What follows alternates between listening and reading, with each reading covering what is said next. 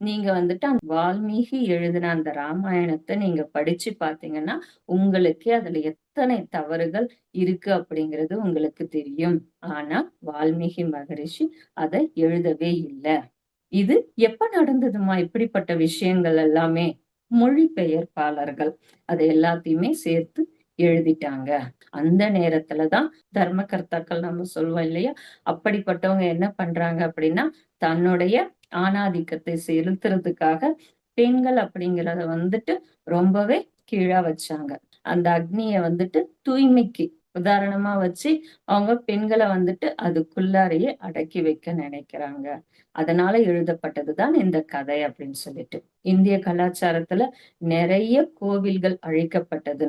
அப்படிப்பட்ட நேரத்துல தான் இது எல்லாமே நடந்தது அப்படி. ஏன் அப்படின்னா, அவங்கவங்க அவங்கவங்க அடையாளத்துக்காக இந்த கோயில்களை எல்லாமே அழிச்சாங்க.